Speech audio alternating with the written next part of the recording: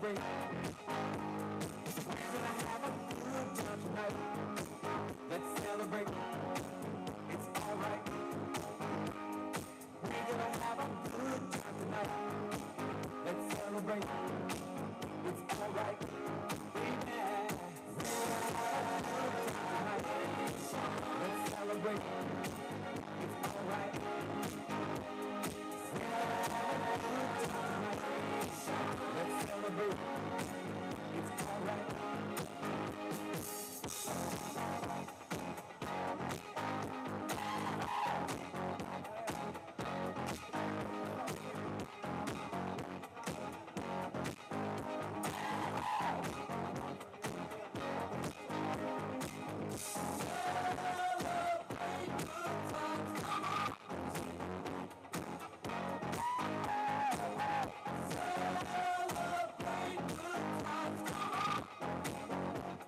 It's a celebration.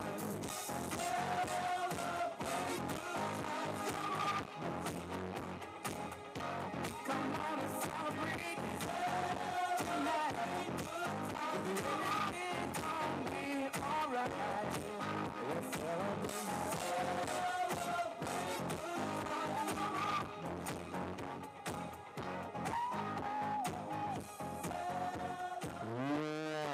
Once again, I need y'all to go ahead and make some noise for yourself for coming out tonight to Fort Bend County. This is our Congressional Town Hall meeting.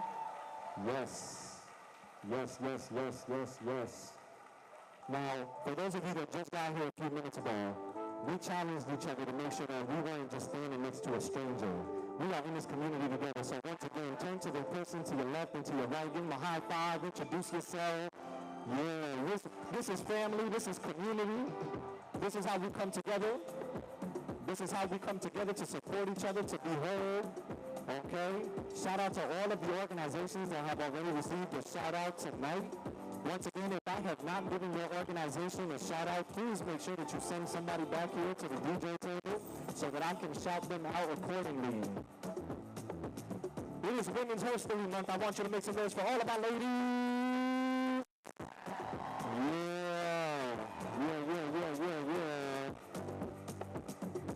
I want you to make noise for all of our educators out here tonight. Shout out to the educators. Shout out to the educators. Yeah.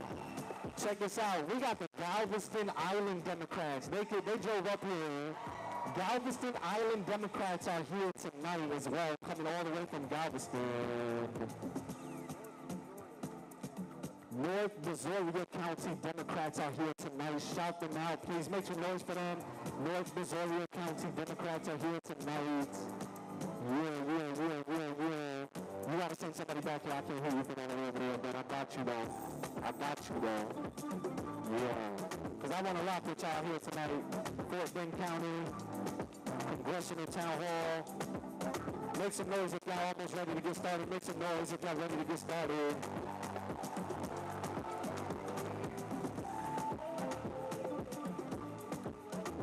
Maryland, Kingwood, Katy, Democratic clubs here tonight. Maryland, Kingwood, Katy.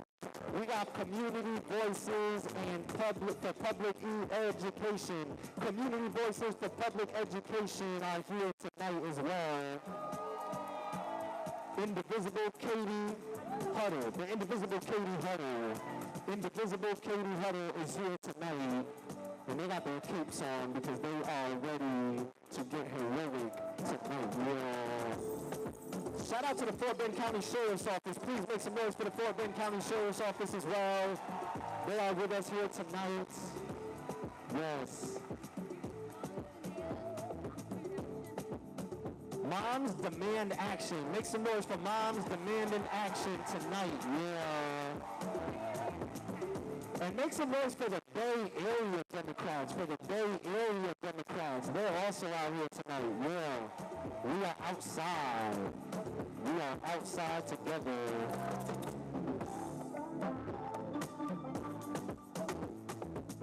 I shouted out the educators just a few minutes ago, but I want to shout out some students. I need y'all to make some noise for the Rice University Young Democrats here tonight as well. Rice University is in the house tonight. Yeah. on. Rice University. Hold on, but you know what though? Hey, all respect to Rice University, to the Young Democrats, but the University of Houston Cougars are in the Sweet 16. So I need somebody say, go Cougs! It's all right, Rice. You can also cheer for them since we're in the Sweet 16. It's all good. It's all good. Big shout out to Rice University, University of Houston, St. Thomas, Texas Southern University, TSU, Prairie View. We got all our colleges and universities in this area outside tonight as well. We're rocking out together, y'all. Our Congressional Town Hall here in Fort Bend County. Getting started in just a few minutes. Yeah.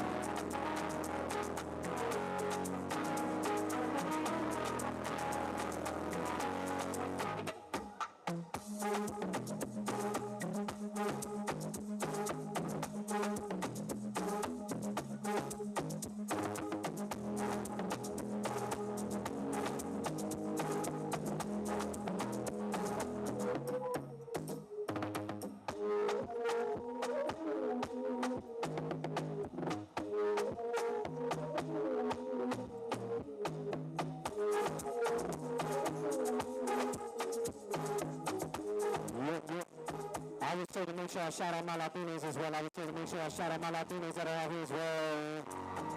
Yeah.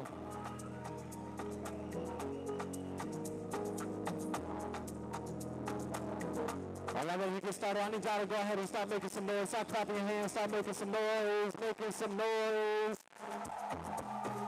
Our featured speakers will be out in just a second.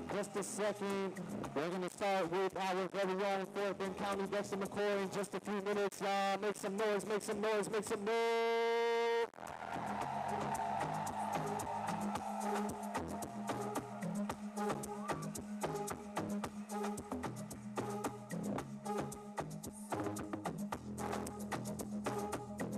We're feeding off of y'all energy. We're feeding off of your energy tonight, y'all. We are feeding off of your energy, okay?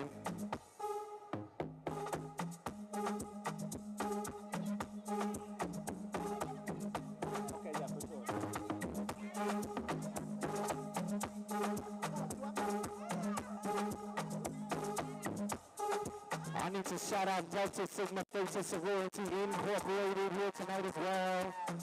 Shout out to all my NPHC family members, D9. We are outside here tonight in Fort Bend County, yes.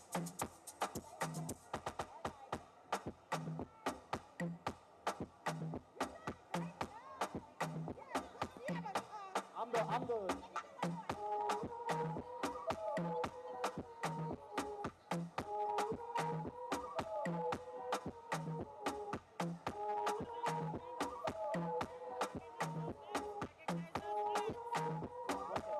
Once again, make some noise for our vets, right now, Vets for Democracy. Shout out to my big brothers of Omega Psi Phi Fraternity Incorporated as well. They're outside tonight. I'm shouting out all the organizations, y'all. We are all here together. We are getting organized together here tonight. That's right.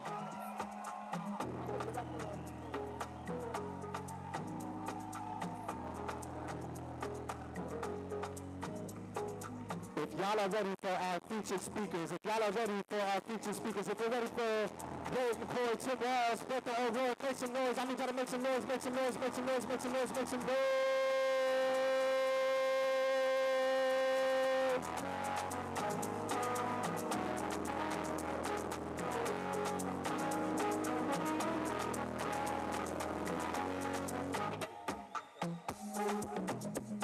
Keep clapping, and clap those hands, clap those hands. I say powered by, you say people.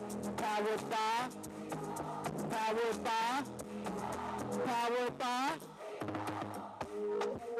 Yeah, keep clapping, y'all. We gonna keep going. All right, y'all, here we go. That's all right. Keep that energy going. Keep that energy going. Are y'all excited to be here today? Well, good evening, everybody. I am Fort Bend County Commissioner Dexter L. McCoy, and I'm fired up that you're here today. Now, I know y'all are super excited to be here because we're wanting our voices to be heard. And we've got some folks here to help us be heard today. Now, we're here hoping that our congressman in Texas 22 will show up for us. And I got a list of elected officials who actually showed up on the job today. Let's recognize them. First, I want to recognize our district court judges, Judge Christian Becerra and Judge Oscar Telfair III. I want to recognize our Fort Bend District Court, District Clerk, Beverly Walker. Harris County District Clerk, Marilyn Burgess. And our county court at law judges, Judge Tony Wallace and Judge Tina Watson. Now, I'm going to take a point of personal privilege. We also have representation from our county attorney's office in Fort Bend County, County Attorney Bridgette Smith-Lawson.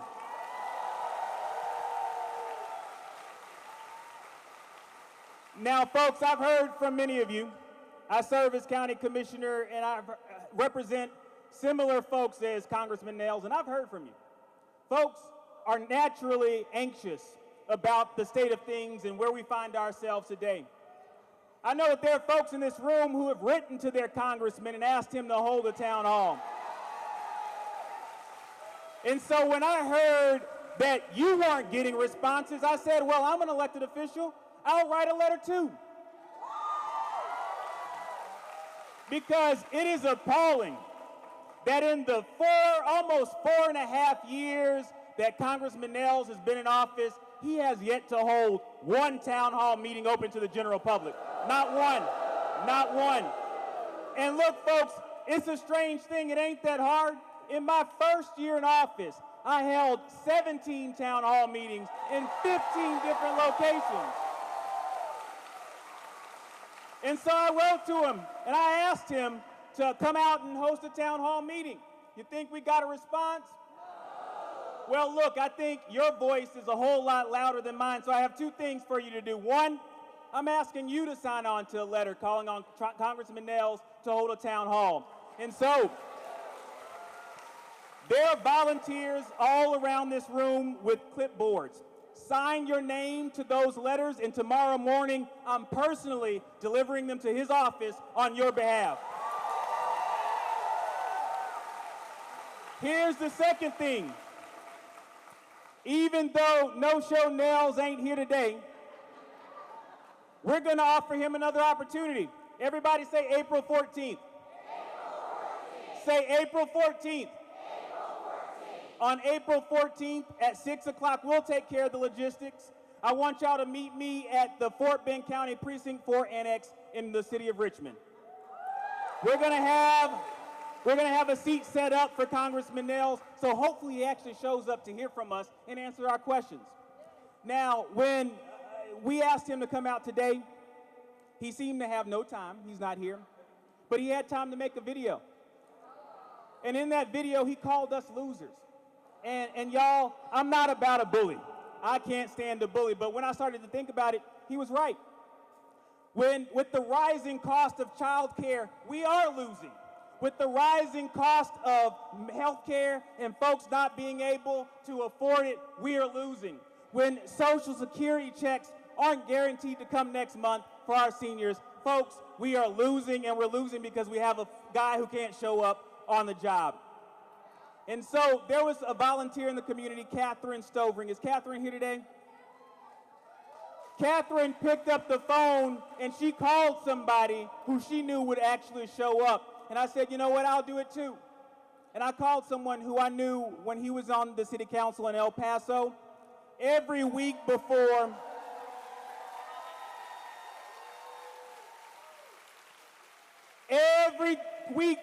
he had a city council meeting, he had a town hall meeting to go over the agenda with his constituents so that he knew how they wanted him to vote.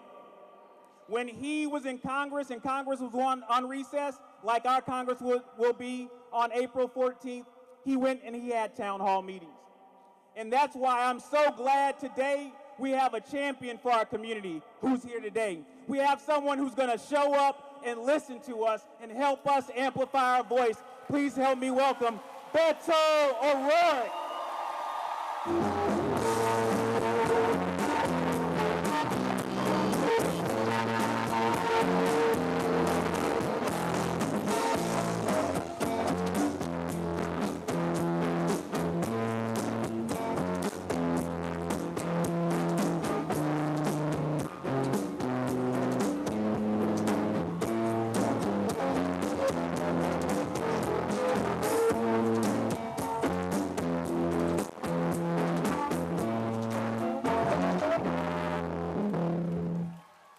Let's hear it for Commissioner McCoy.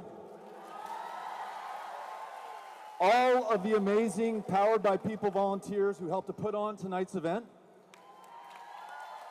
The residents, the constituents, the voters of Congressional District 22 who have not had a proper town hall from their current congressman since he's been elected and demanded one to make sure that people showed up to listen, to learn, and to fight back.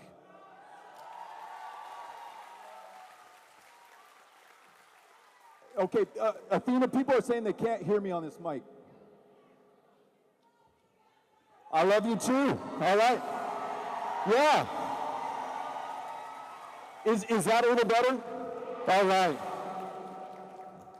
Just know that I thanked a bunch of people.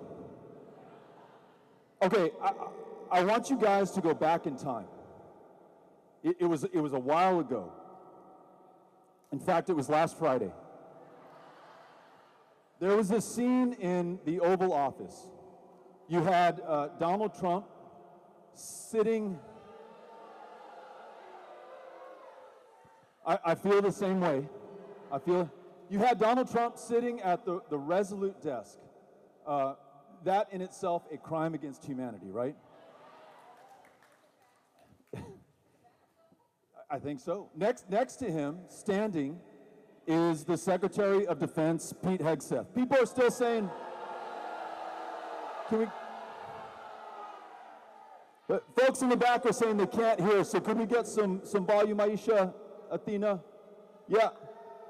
Can you hear back? The folks in the back are saying they can't hear. This one? How about this mic? Better? We're saying the same. Are we better back there? Can the chicken hear me? Okay. So last Friday, just to bring everybody back to the same page, you have Trump and Pete Hegseth, the Defense Secretary, in the Oval Office, announcing God only knows what. You can't really understand these folks. But Pete Hegseth says, he's talking about America. He says, under the previous administration, we look like fools. And then in his best Fox News weekend anchor voice, He says, not anymore. 3 days later,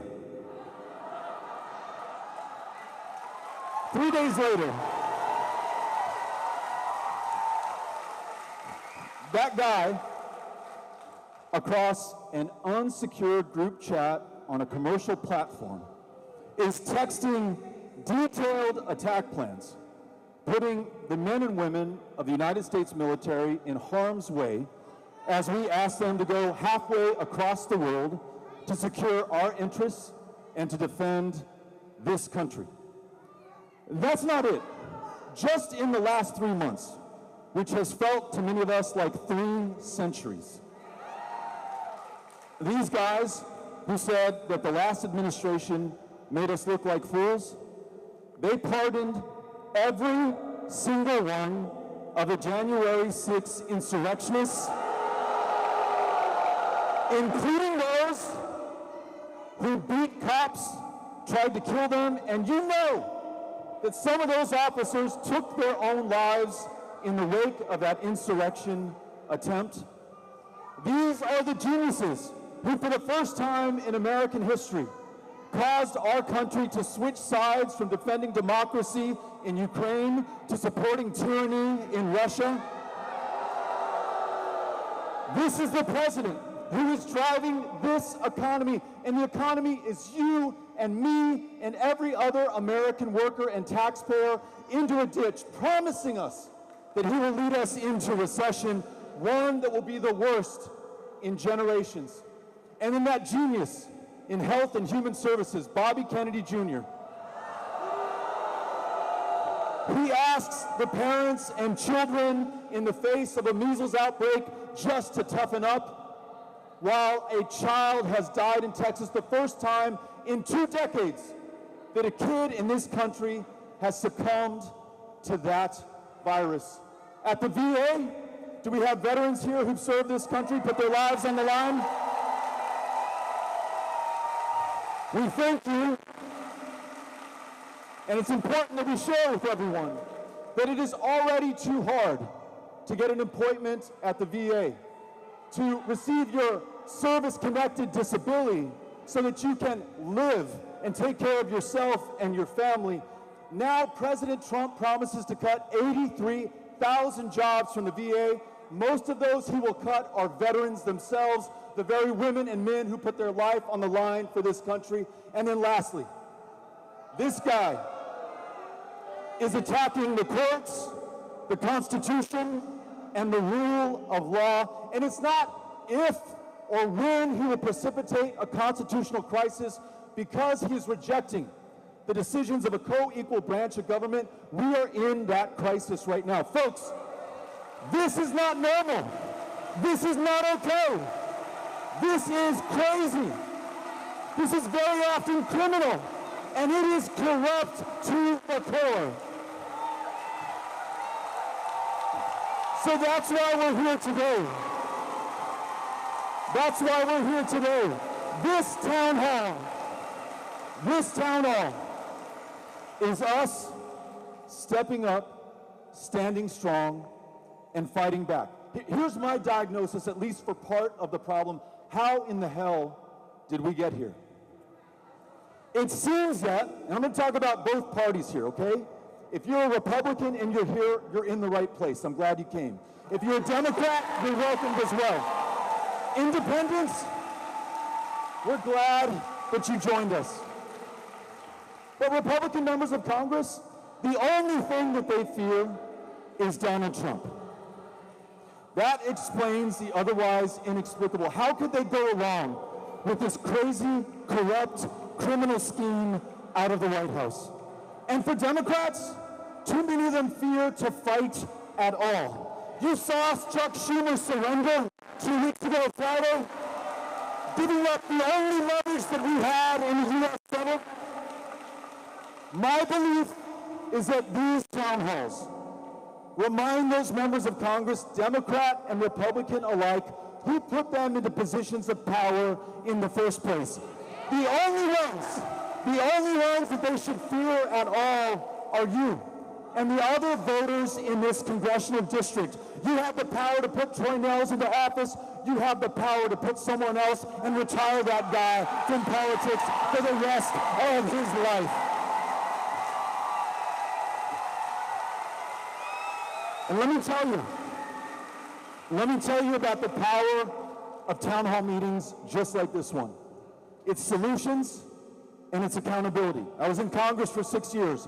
For every single month, without fail, I held an open town hall just like this one. All comers welcomed, no holds barred. You didn't have to vote for me, you didn't have to like me. In fact, you could come to criticize me, and I was gonna stand there and take it because that was my job as a congressman. And I'll tell you what, I learned a hell of a lot by listening to the people that I served and represented. Let me give you just one example that makes the case. At one of these monthly town hall meetings, a veteran stood up and he said, Beto, you may not know about veterans like me, but I have an other than honorable discharge. I served my country, I put my life on the line, I did everything that America asked me to do. I signed a blank check. But I screwed up along the way. And when I was discharged, it came with that OTH, other than honorable designation. And Beto, that means that I cannot get in to the VA. And at a time that veterans were taking their own lives, 20 a day, every fucking day in this country, every day, these veterans with an OTH discharge, they couldn't get into the VA and they were dying by their own hand at twice the rate. This was unfair, this was unjust. Yes, there has to be a consequence for your behavior, but no, it cannot be your life. So, meeting with this gentleman and other veterans and veteran service organizations around the country, I wrote a bill from that town hall called Honor Our Commitment Act to make sure that those who had an OTH designation could get into the VA. With Tim Walz, we worked with Republicans and Democrats alike, and I feared my constituents should I come back to one of those town halls and not get the sucker done. So we got a vote of 435 to 0, Republican and Democrat, to pass it in the House. We passed it in the Senate. And believe it or not, he probably didn't know what he was signing, but we got Donald Trump to sign that sucker into law. Solutions and accountability. This stuff works. And now listen, after we have a chance to listen to Governor Walz, he and I are going to listen to you. And we may not come up with every answer, every solution that we're working for, but just the fact that we have chosen to come together today, that we have not given up, and we are not giving in, is power in itself. There is power in people. And you may say, hey, Beto, you know, I don't want to wait until 2026 in the midterms. I don't want to wait till 2028 in the next presidential election, if we even have one, right? I'm telling you right now, we do not have to wait, and that's why we're here. In 2017 and 2018, Donald Trump had this god-awful zero-tolerance family separation policy. It meant that if you were coming to our country, you'd walked 2,000 miles with your baby girl. You got to our border, to our front door, to this place of refuge, to a country that is comprised of immigrants from the world over, which is what makes America great in the first place. Under Donald Trump, they took your baby from you. They sent that kiddo to a foster home. They sent you back to Honduras or Guatemala or El Salvador. Today, 7 years later, we still have not connected some of those families. But I'll tell you what, we called for protest. You came down to Tornillo, Texas. You bore witness. You shared it with your friends and families around the country. And within a month, Donald Trump rescinded that executive order. We fought him and we beat him back, and we can do it again. Do not lose hope. Do not lose faith.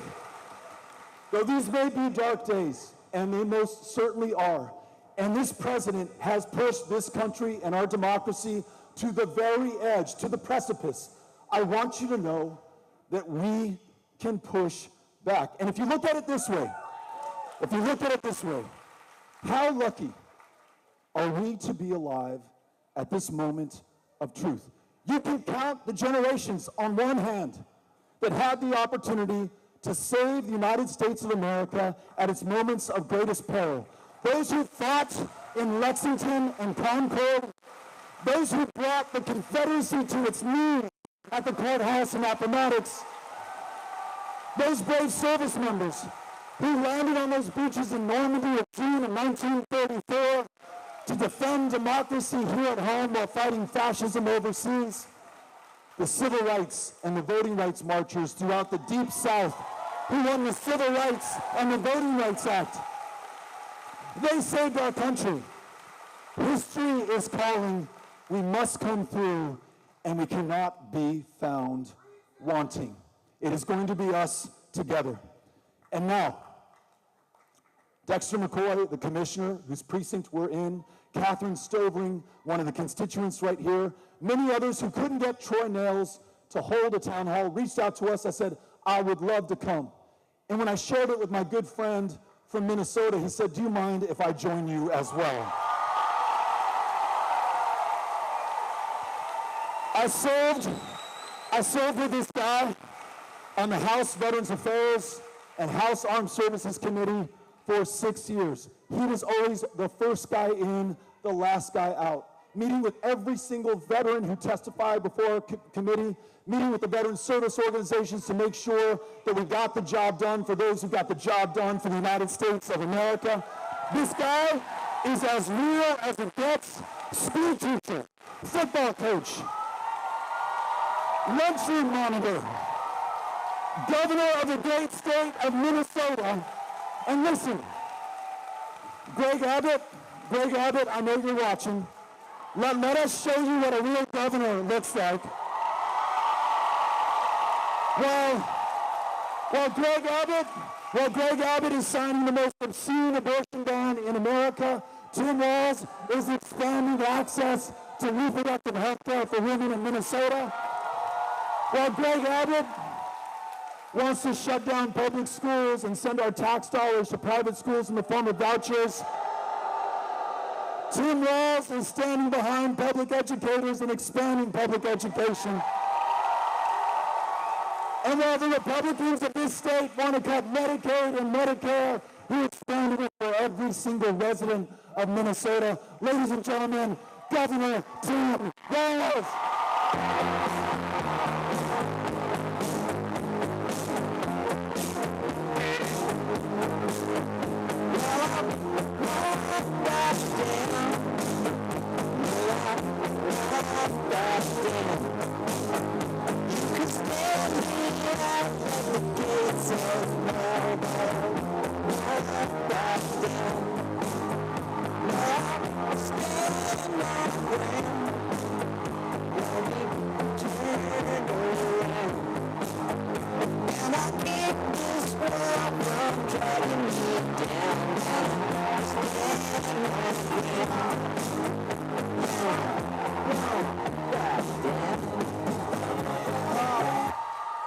Hello, Texas.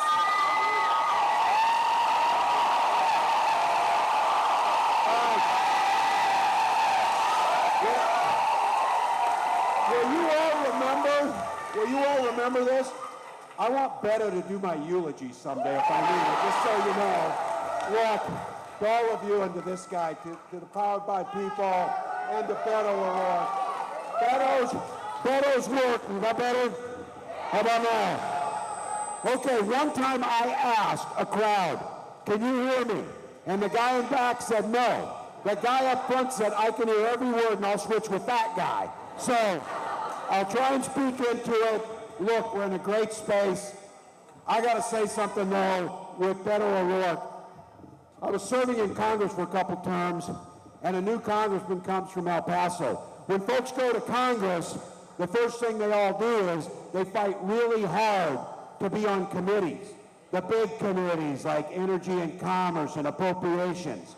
And no one wants to be on. They want to talk about it, but very few people choose and fight to be on Veterans Affairs.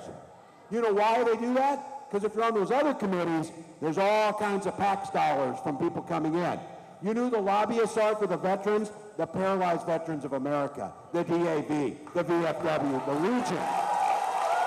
And Beto O'Rourke not only chose to be on there, he became the leading voice, bipartisanly, to advocate for veterans' mental health and suicide prevention and help pass the Clay Hunt Suicide Prevention Act.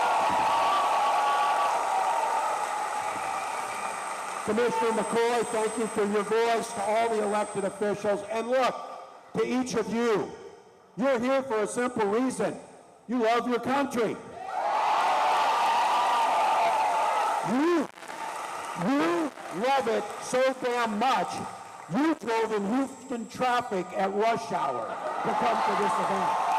That's commitment. That's commitment. And I also say this. You love the freedom and the freedom of speech, and what the First Amendment gives you, the right to petition your government for redress of grievances. Now, everybody says they love freedom. The other side does it, and they hang flags off their cars and everything else because they love freedom. Well, so do we, but I think we define it differently. When we're talking about we love freedom, we mean everybody's freedom. Everybody. Because when you're talking that you love freedom but you don't want to extend it to others, you don't really love freedom. What you love is privilege. That's what you're talking about. You love privilege. So you're here tonight to do the most basic, and I would argue, one of the most patriotic things, voice your experiences about what you want to see in your government. Now look, I'm not here to personally attack the member of Congress from this district. I am here to tell them, do your damn job. Do your damn job.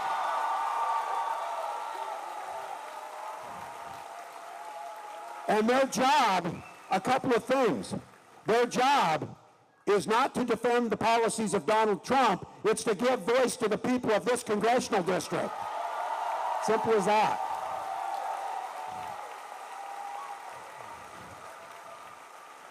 And Congressman O'Rourke and I were talking about this. I went to Congress in 2007, and one of the things I wanted to make sure is we got health care. And the big debates over the ACA happened in 2009. And the Tea Party arose. And I held town halls for 3 hours where people expressed their frustrations, and I took them. They were there to kick my ass. That's what they wanted to do, some of them. But I stood there and answered their questions because I proudly supported expansion of health care, and I was willing to defend it. I was willing to defend it. So, we're going to take your questions. This is for you. I'm here because I have a megaphone or a platform, and I'm handing it to the people. I got asked, who's the head of the Democratic Party? And Fox News went with this and ran because they said, you know what he said? He said the people are the head of the Democratic Party. Yes. Yes. Yes. So your member of Congress could stand right here on a Thursday night where the Astros just won 3-1, I saw. Twins are down 4-2 to the Cardinals, but it's early, so we'll see. But look, he could stand here, and some of you would stand up and say, why are you defunding the Department of Education that will put my child who's on an IEP and a 504 plan at risk? Why are you doing that? Why are you doing that? Or why are you okay with Elon Musk attacking Social Security? But look, he has said he supports these. He's voted accordingly. It is not asking too much. If you're proud of these votes, stand in front of people and ask them. And what I've always found is, when I did those town halls, people who disagreed wanted to be heard. And they want you to look them in the eye and tell you why you voted for that. Because it's what we do in this country. And we're going to have to get back to this, and we're turning it into the questions. I just got asked, why are you in Texas doing this? And look, I'm out here doing this Because if we would have won in November, we wouldn't be in this goddamn mess. We wouldn't be in this mess. But we didn't. We didn't. We didn't. And that's on me. And I said, we didn't get it done. I'll own it. But what do you think? We're not going to quit. We weren't running to win an election. You don't win elections so you can bank political capital and win another election. You win elections so you can burn that capital and improve lives, especially those who don't have a voice. That's what you do. So when asked why I'm here, I'm going to critique this. I did a little 90-day Eras tour this fall that you saw, and I went to the same 7 states over and over and over and over. Now, I'm not a fan of the Electoral College by any means, for numerous reasons. But we lost the popular vote too. And you know when people said, how'd you lose the popular vote? Because people in states that didn't get visited or don't care said, what damn difference does it make? They're getting all of Texas's electoral votes. Doesn't make any difference. We have lost our voice, and we as a Democratic Party should do some soul searching here. Why is our message only for Philadelphia or Phoenix or Milwaukee? And if we start deciding we're going to use an algorithm to decide how we're going to win elections, how about we just be proud of our policies, take it everywhere, and we will win the damn election on that. So we're here. My friend invited me. Beto just keeps working at it. And we talked about we've got to get out there. And if you want to have answers, they keep asking the elected officials, what do you think you need to do to win? Well, if they knew, we would have freaking won. We would have won. But we didn't. But you know who does? People are standing up and saying, these policies are hurting my family. These policies are doing this. You need to be doing this. So we're going to take a bunch of questions. I will try and, I am not known for like finishing quickly, but I will because I want to get through a bunch. But I would ask all of you when we get to the end. I'm a 4th grade teacher. We'll do popcorn on this. I'd like it, those people know, you know popcorn, we're going to go around. But why this is going on tonight, the question I'm asking is, and we don't just talk, we shouldn't just be talking about what things are. What does it look like? And I said I started doing these town halls because I heard the primal scream of Americans saying, God damn it, do something. Do something about this. And I'm asking you, think about this as you're sitting here tonight. What does something look like? What do you want to see? What do you think are the ideas to organize? Because there's folks out here doing it. And I got elected to Congress in a congressional district that had 1 Democrat since 1892. And the reason that I ended up winning that district was Howard Dean. Remember Howard Dean, Governor Dean? Howard Dean said, we need a 50-state strategy and we can't ignore a single congressional district. Because of that, my Republican district, farm district in southern Minnesota, people put money into it, and we won that seat, and we held it for 12 years. So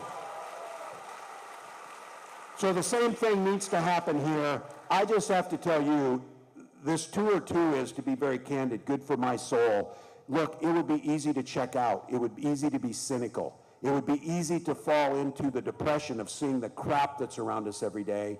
But that's not the character. I certainly know it's not for Minnesotans. For Christ's sakes, it's going to snow Sunday in Minnesota. We're tough.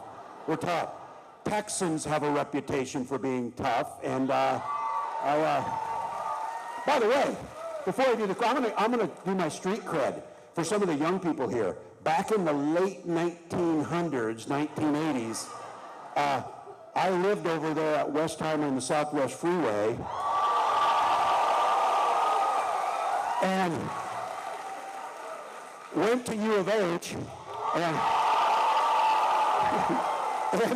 and because it's Texas, I had to take 6 hours of Texas history. I know, for a Minnesotan, I know way too much about the Battle of San Jacinto. Way too much.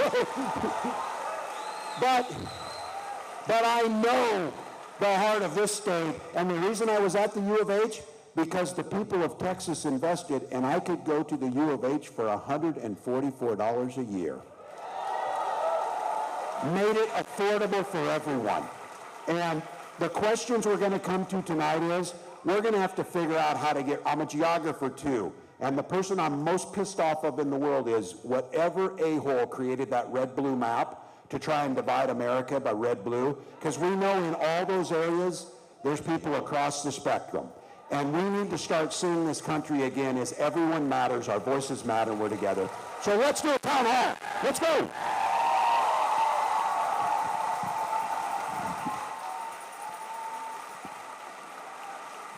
All right, we're going to have a chance to take as many questions as time allows.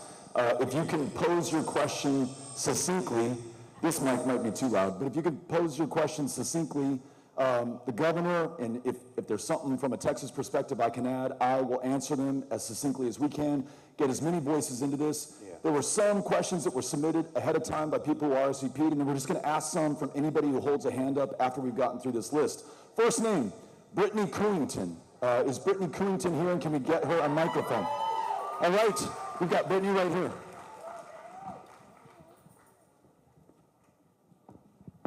Okay, I'm going to brag a little bit, if that's okay, and then I'm going to follow up with Texas, for God's sake. We expect it. But then I'll follow up with a loaded question, of course, because it's Texas, you know. But I'm so excited to be here today, and it's really because I feel like I came with the biggest family that I don't know, and that's the veterans. So right?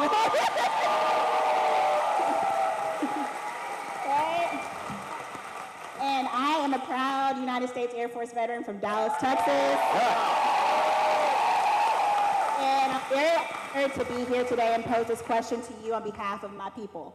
All right, so with over 1.5 million veterans living in Texas, we are not a monolith, and I believe that has been made very clear by the eclectic representation that we have here today, to put it nicely. But we're obviously very concerned about the cuts at the VA and their potential impact on the veterans' health care. But more than just that, we're more than just veterans. We are the community. We're union members. I'm on a union meeting call right now. So we're union members, we're women, we're non-binary, we're federal employees, we have disabilities, we are caretakers for those with disabilities, and we are a part of the LGBTQ plus community. Hell yeah. And all of that while living in marginalized communities ourselves. So here's the question. How do you believe that we can build our multifaceted identity into a cohesive and effective opposition movement against the current administration and their attacks? Yeah, no, for sure. Well, thank you. Beto, you can join in on this. We've got a lot of commonality here. I was very proud. We both served on that House Veterans Affairs Committee. I had the opportunity and the honor of serving as the ranking member. And I think Beto would say at the time we were there, it was incredibly bipartisan too on working together, that there was that commitment. Now look, anybody in elected office, and I watch these folks, they all tell you how much they love veterans. Well, talk is cheap.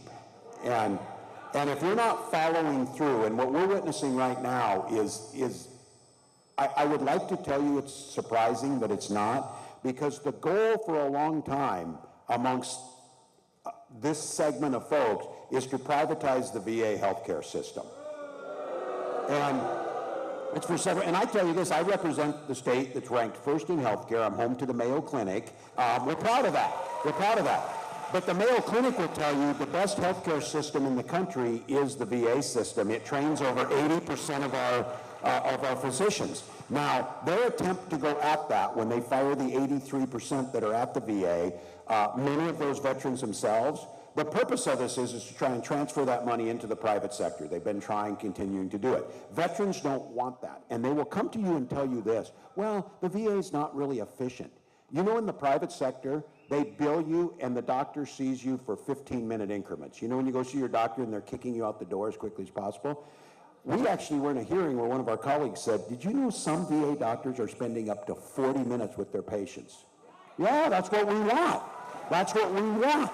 And when we started pushing back on that, they caved and we were able to get the funding we needed. And the reason for it is they know that the American people stand firmly with our veterans. They stand firmly with them. So I've always said, and in Minnesota, I'm proud of this. We're going to become the 5th state that eliminates veterans homelessness. We have 218 veterans still to house, and we'll get that done. But the lessons we learned there in talking about building a broader coalition, you know who's standing with us to make sure we get veterans homelessness completed is the advocates for eliminating childhood homelessness and then families.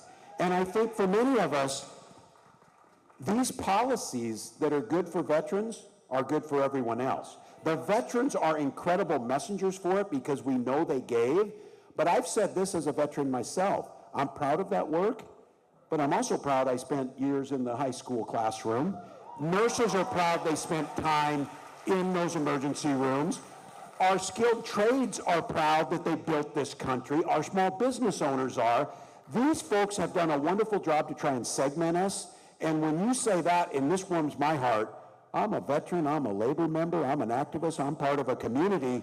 That's all of us. Don't let them take our identity and pigeonhole us because they use it to divide. So, speak up. Great answer. The thing that gets me about veterans like yourself is you served once in uniform. You came back to this community and you served again, day in and day out, though you don't wear the uniform right now, presently. I think about these veterans who came back from Vietnam, a war that this country didn't understand and many people didn't support. They didn't come back to ticker tape parades and a thank you for your service. Sometimes they were literally spat upon. But head down, nose to the grindstone, they got to work, they raised their families, they built up their communities. They made this country the great place that it is today. And what gets me about these Vietnam-era veterans, Tim and I, on that Veteran Affairs Committee, they were first in line to stand up for the Gulf War veterans, the Afghanistan veterans, the Iraq veterans. They wanted to make sure that what happened to them never happened to another generation again. So President Trump, you are fucking with the wrong group of Americans right now, okay? Amen. Amen. Let's go to, next question is coming from Sammy Frey from Rice University. Yay! Let's go, Alf. All right, do we have Sammy? Okay, hey. They got a mic? We got a mic for him? There we go. First, We need the mic on.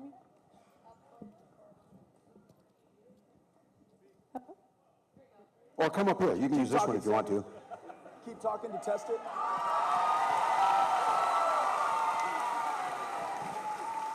All right, so my name is Sammy. I'm a student at Rice, and I just wanted to thank you both so much for taking the time to speak with us. It means so much to have both of you stand so firmly in support of democratic values when it seems like kind of the world is crumbling around us. You both are figures of support, and it means more than you'll ever know.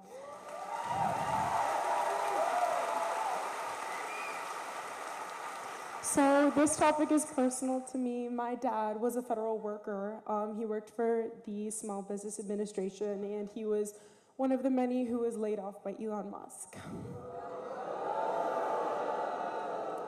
And before he was laid off, he received a federally sent threatening messages denouncing the use of DEI language and compelling workers to report each other if they found anyone trying to encourage DEI practices. And it hurts my heart, and it hurts everyone around us, because we all know that diversity is what makes America great.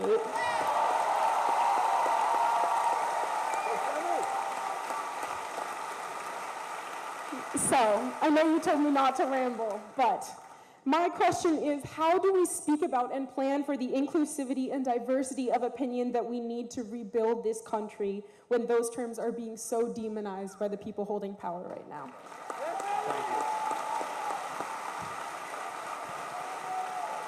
Well, Sammy, thank you. And to all the young people who are here, I just pause for a moment and look around and look at, I'm especially talking about these old white guys who seem to disappoint us on a regular basis in this country. but not this group. Not this group that's here, standing with you.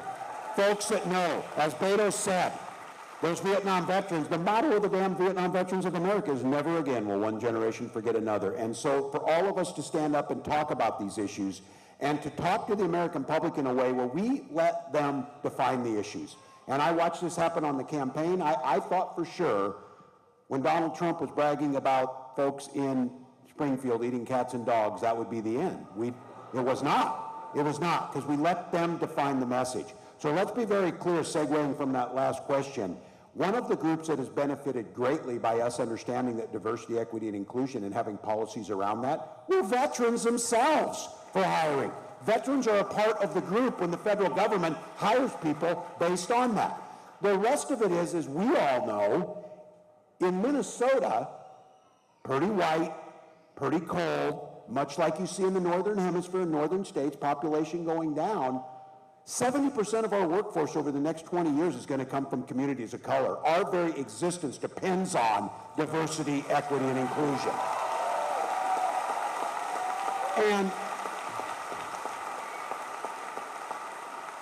And I'm just going to note this shit show of a text chain that was going on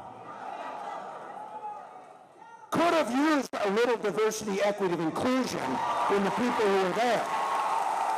So I think, and I'm going to own this, when we see people back off and we see corporations back off to the threats, instead of leaning into and knowing we're doing this, because it's not only morally the right thing to do, it's economically the right thing to do, and our culture proves that our strength is our diversity. We've been talking about this for years as a country of immigrants, and we let them define the issue on immigration. We let them define the issue on DEI, and we let them define what woke is.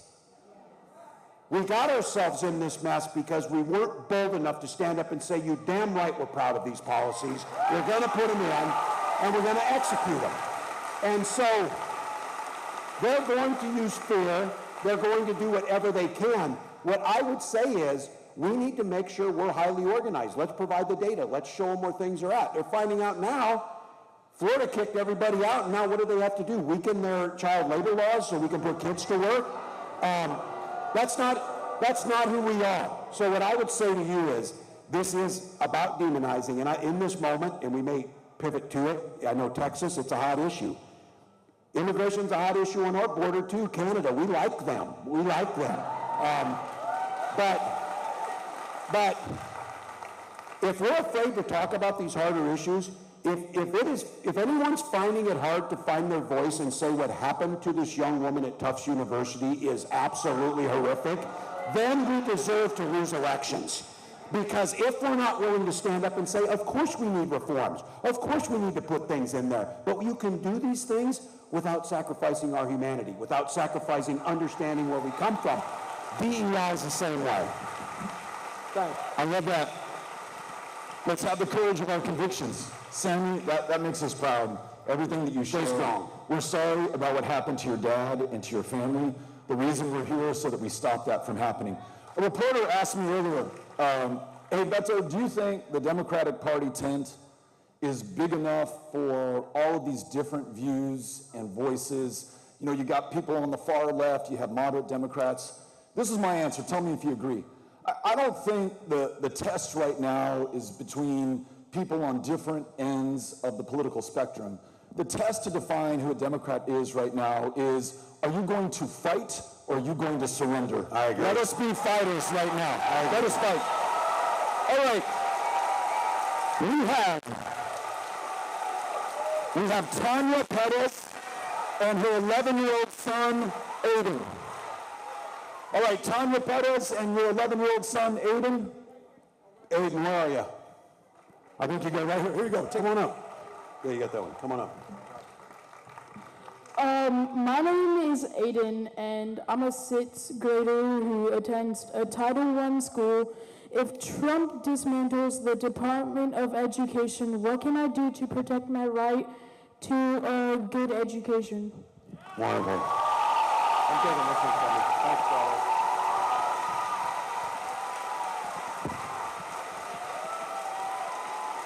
Well,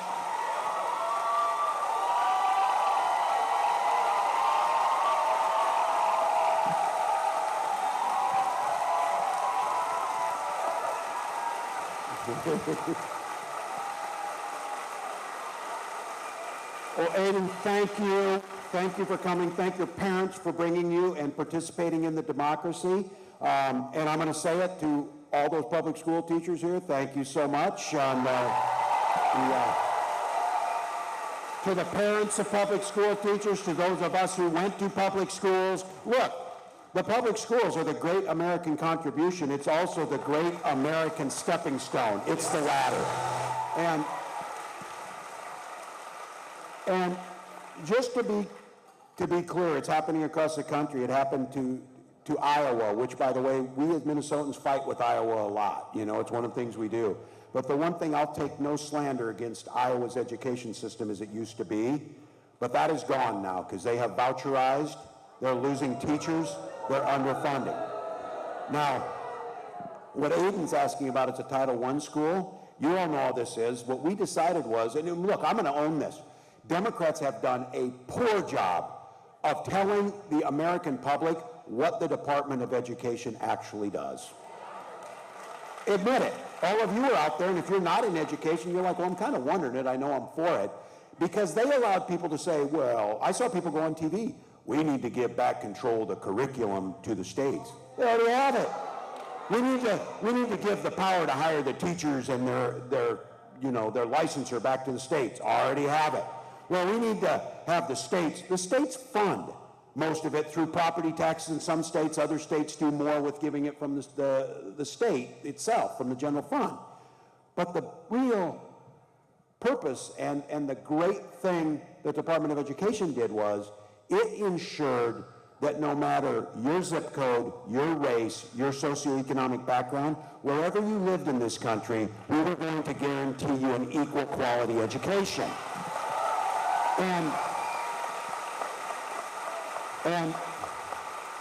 And just because you're a northern state doesn't mean that you escaped some of this. We all know things like Brown versus Board of Education or troopers escorting Ruby Bridges into the schoolroom is because left to their own devices, states won't give an equal education to every student. And so when they come at Title I, they're going at the schools where people need more. Or they're going, for many of you in here, like my family, my son is protected under IDEA, Individuals with Disability and Education Act, which the new secretary didn't even know what it was. This is the guarantee that no matter what your disability is, we will guarantee you access to that classroom and access to a quality education. Now, for my son, he's got an individual education plan, an IEP, and his teachers get extra help, and the federal government gives extra money to those schools like Title I, so they're able to educate the children. And so now they're telling us it's okay, the states will handle this. Look, we need to call it what it is. This is a move back to segregating our schools and eliminating some of our kids from the classroom. So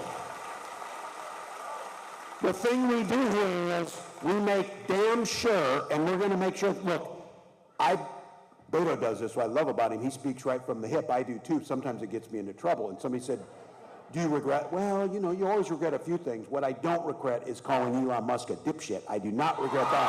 I do not regret that.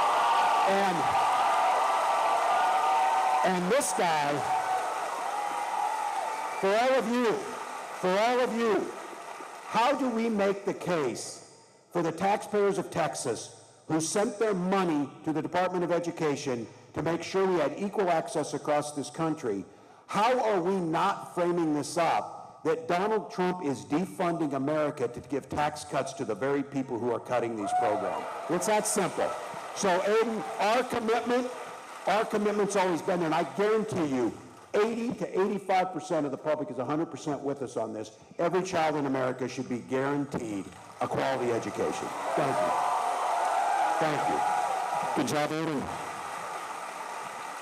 And Tim, we want to make sure that we let him know this, and we want to remind everybody here, in addition to these cuts to the Department of Education that Aiden was just talking about, in Texas, the governor has proposed a voucher bill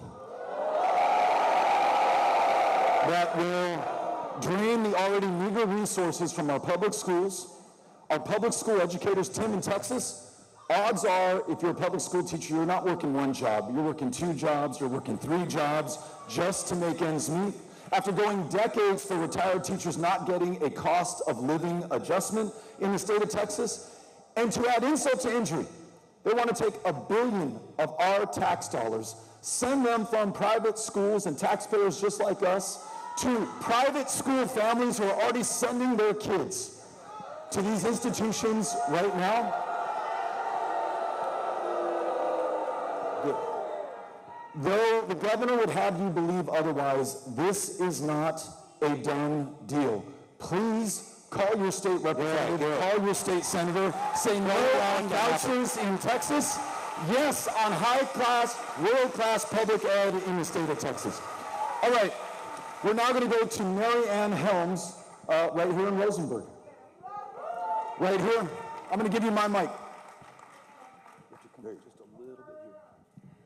I just wanted to thank both of y'all for being here when our congressman is not here, and that means a lot to us to be able to have a voice. My question today is about election integrity. I hope they have seen the reports from cybersecurity experts that they've released analyses of election data out of Clark County, Nevada, that show some pretty convincing evidence of election tampering. My biggest fear is that we're not going to make it to the midterms. So what can we do to make sure, A, that the midterms actually happen, and B, that they're free of fraud? Yeah. Thank you for asking. Well, this one's a core. We saw just recently Donald Trump's executive order to make it more difficult, specifically to women, trying to make it more difficult for women to be able to vote. We see one of the first things they do is try and restrict the vote. This is one of the things, though, that this is going to take power to the streets. Look, I don't know what the answer is on this, but I've been saying this. I think we need a shadow government, so when all these things come up every single day, we've got an alternate press conference telling the truth about what things are happening, doing what's going on.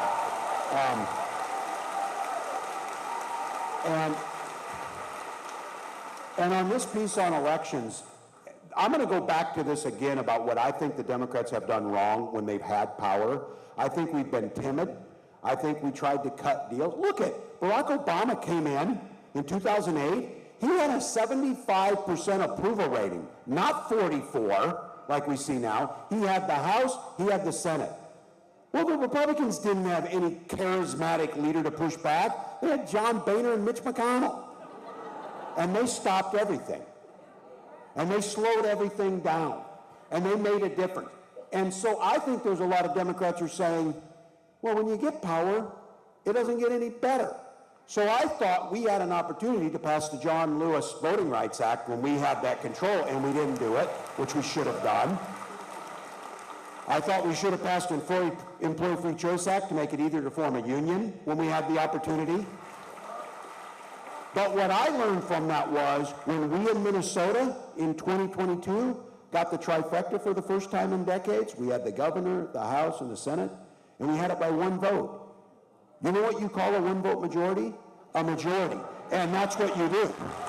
And so we passed, in Minnesota, we have automatic voter registration for everybody in the state. Starting at 16, 17-year-olds can work as election judges and get into the system to know what they're doing. We restored felon voting rights so everyone could vote. We extended early voting and vote by mail. And we did that not so Democrats could win elections, so that we could honor our Constitution and understanding voting is the heart of what we do. And so we have to get back out again, make the case to the American people that that sacred right of voting, if you're Democrat, Republican, Independent, whatever it is, we need to protect it, starting at the state level, and then make the case when we have power, we should have passed the John Lewis Voting Rights Act so that they couldn't be doing some of this, and that's what we need to do. Thank you for this question. I'm going to brag on Fort Bend for a second. You know, I mentioned that courthouse in Appomattox and the price that this country paid, the hundreds of thousands of young Americans who gave their lives to defeat the Confederacy, the institution of slavery, to ensure that we actually lived up to our foundational principle, that we're all created equal and that we will be treated equal under the law. Right here in Fort Bend County, following the Civil War, the first African American ever elected to the position of sheriff in the United States of America was right here in this community. Good story. Most of the offices of public trust won fairly, democratically, legally by African Americans who for the first time in American history had the opportunity to vie for these positions of power. They did an extraordinary job until the sun set on our democracy. People looked away and then they just completely turned their backs on the South and those who were literally fighting not just for the right to vote and hold office, but for their very lives. You all probably know about the Jaybird War. The Jaybird primary, which was a whites-only primary within the Democratic Party that excluded every African American, that devolved into political violence with assassinations across Fort Bend County in the 1880s. It comes up to the federal government. At that time, the pro-democracy party was the Republicans. To Tim's point, they had the White House, they had the House, they had the Senate. In 1890, they had their version of the John Lewis Voting Rights Act. It passed the House, it gets to the Senate, it is held up on a filibuster. The Republican president decides to make other deals with Southern senators, and they end a multiracial democracy in America that we will not see again until the first president from the state of Texas, Lyndon Baines Johnson, in 1965, signs the Voting Rights Act. So let me bring this full circle. That Voting Rights Act stands the test of time, decade in, decade out. There's a legislator from this community, member of Congress, maybe you've heard of her, Barbara Jordan. She, in the 1970s, reauthorizes the Voting Rights Act to include language minorities. Those U.S. citizens who don't speak English but are picking the food that ends up on your fucking table at night, they should be able to read the ballot and vote and hold office too. And because of her, they did. 1980s, 1990s, 2000s, clear sailing. The arc of justice bends in exactly the way that we want it to. It just happens, right? Progress is inevitable and forever. And then in 2013, in a Supreme Court decision, Shelby versus Holder, the majority, in their infinite wisdom, said, you know what? I guess we don't have a problem with racism in America, or people in political office hoarding power to the detriment of the powerless. So we'll strike down the Voting Rights Act of 1965. Ruth Bader Ginsburg, in her scorching dissent, says, you know what? That's like being in a rainstorm, and that fucking umbrella has kept you dry year after year after year, and so you say, you know what? I'm gonna put it away. Well, folks, we have been soaked every single day since 2013. Texas, the worst voter ID law in the country. Texas closed 700 polling places. Where did they close them? In the fastest growing black and brown neighborhoods in the state of Texas. Texas, 13% rejection on mail-in ballots. You see that in banana republics. You do not see it in modern democracies, but you see it in Texas. So listen. This is the question of the hour, because if we do not save our democracy, if we do not get one back in the state of Texas, every other thing that we care about becomes impossible. Amen. So look, one of the criticisms, one of the digs on our party is, you guys are great at protesting, at marching, at holding rallies, at bringing celebrities out and getting everybody all jazzed. You suck at building political power. Well, let's change that right now, okay? Here's what I'm asking you. Yeah. I know it's not 2026. I know it's not 2028. I know we don't have candidates on the ballot, but there is work to be done.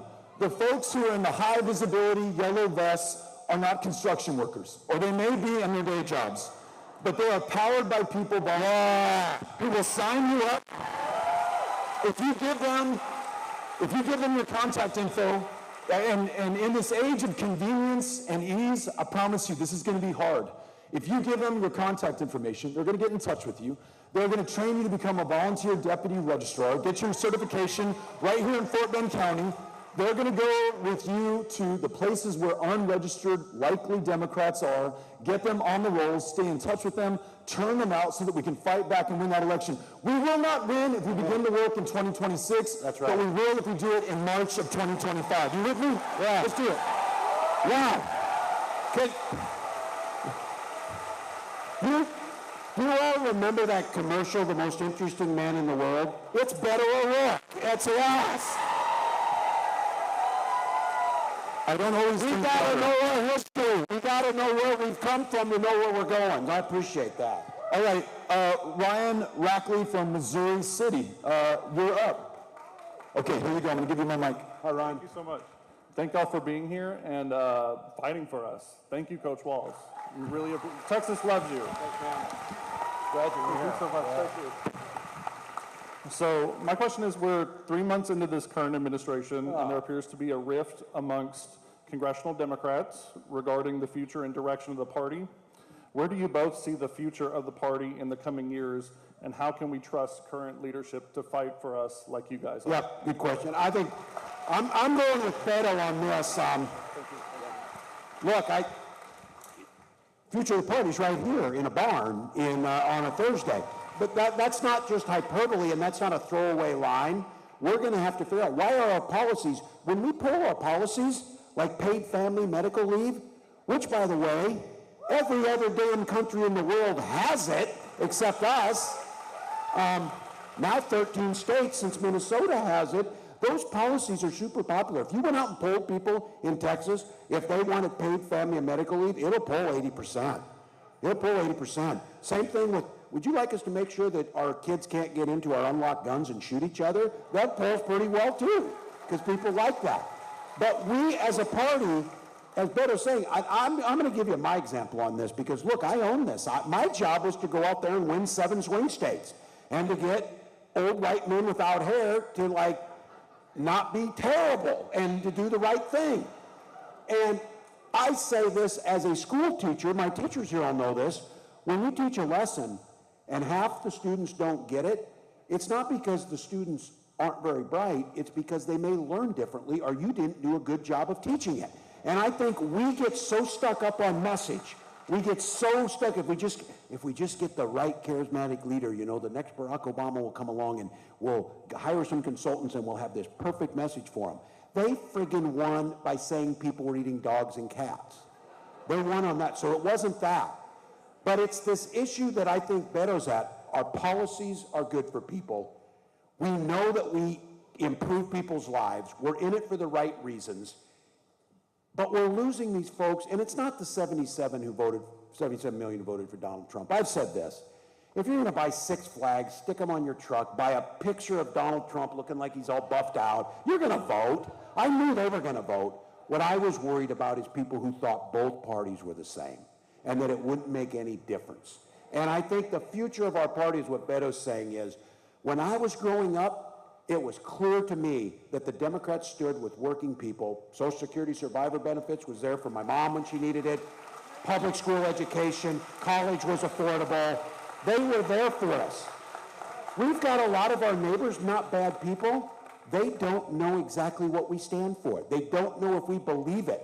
And I think Beto's making this point is, let's throw it all out there, fight like hell, and show them that we understand exactly why they're feeling the way they're feeling, exactly why they're so nervous, exactly why it matters to go to the polls, because it'll improve their lives. So I think the future lies with those who are bold. I think the future lies with those who aren't afraid to say, we're not taking your bait on this. I'm not going to fight fights. I'm not going to demonize little kids for who they are just because you don't simply like that. We're going to fight for the things that matter. And I sure the hell would rather go down that way than try and come up with some wonky message that doesn't get there and doesn't improve people's lives. So we got to go bold. Yeah. You know, I asked you to go back in time with me at the outset, all the way back to last Friday with Pete Hegseth and Donald Trump. Now go with me into the future, generations from today, so our great-great-great-grandkids.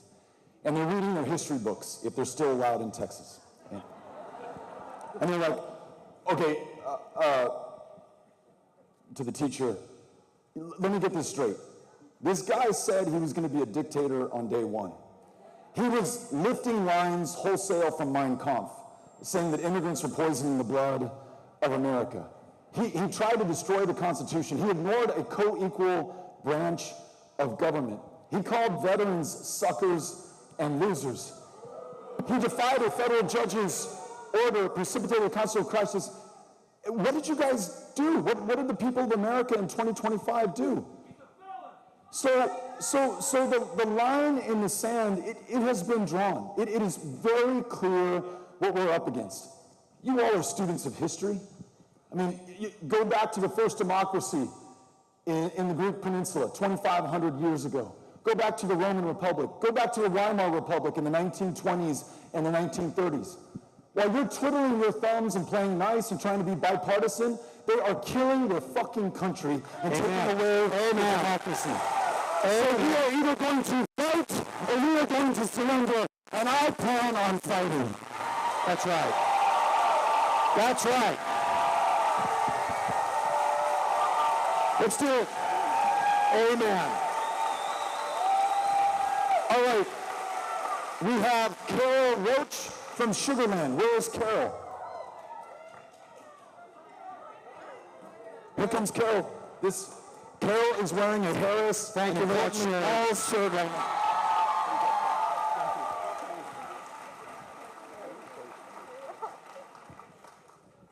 Thank you so much. I am Carol, and I am the mother of 2 children, amongst many other things. And my youngest actually has Down syndrome.